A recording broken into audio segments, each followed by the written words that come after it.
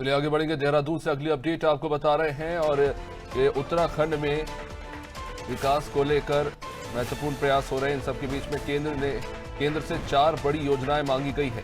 आपको बता दें, केंद्र से 7,628 करोड़ की कुल 4 बड़ी योजनाओं की मांग की गई है।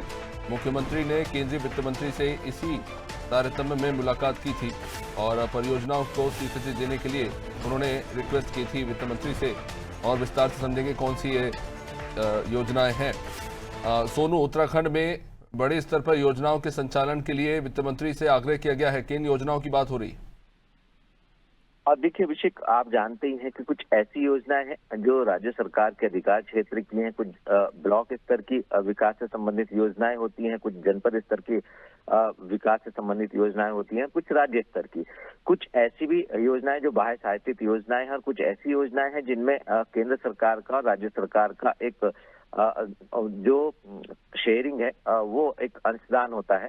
इस तरह से भी उसमें दोनों ही सरकारों का आर्थिक रूप से एक अनुपात में जो धनराशि होती है वो तय की जाती है खर्च करने के लिए।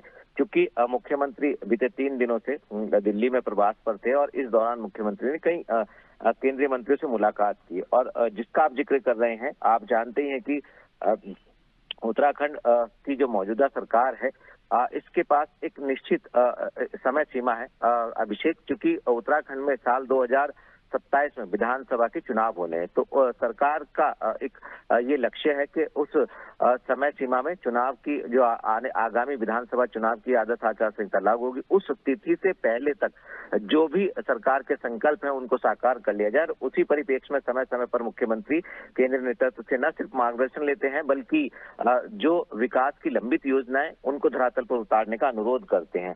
अब एक बार फिर से मुख्यमंत्री ने केंद्रीय वित्त मंत्री से अनुरोध किया और ये आग्रह किया कि 7,628 करोड़ रुपए की जो 4 बड़ी योजनाएं सरकार के लिहाज से हैं उनको स्वीकृति प्रदान करें। जो केंद्रीय वित्त मंत्री निर्मला सीतारमण, उन्होंने भरोसा दिलाया है। इसमें एक 2,000 के करोड़ के लगभग की जल और स्वच्छता नगरीय अवसंरचना विकास योजना है। इसके अलावा एक 424 करोड़ रुपए की जो है वो DRIP तृतीय चरण है। एक इसके अलावा फिर 3,638 करोड़ रुपए की Uttarakhand climate resilient state power transmission system development की एक योजना है। तो इस तरह से और भी योजनाएं हैं जो मुख्य तौर पर जिनको सरकार ये मान रही है कि पहले चरण में इन योजनाओं को धरातल पर उतारना जनहित में और विकास के लिहाज से आवश्यक है।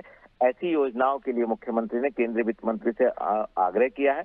उम्मीद ये की जा रही है कि जहां पर वित्तीय सहयोग की सहायता की आवश्यकता राज्य सरकार को होगी, केंद्रीय नेतृत्व उसको स्वीकार करेगा और आने वाले समय में जैसा कि हम जिक्र भी कर रहे हैं कि एक निश्चित जो समय सीमा है सरकार के पास, उसमें सरकार बड़ी योजनाओं को भी धरातल पर उतारने के भरसक प्रयास करेगी। निश्चित रूप से सोनू बनर्जी हमारे साथ जाहिर तौर पर महत्वपूर्ण योजनाओं को लेकर आग्रह किया गया है वित्त मंत्री से, और अगर ये योजनाएं आग्रह जो है स्वीकृत हो जाता है तो बृहद स्तर पर करोड़ों की ये योजनाएं लागू होती नजर आएगी उत्तराखंड में।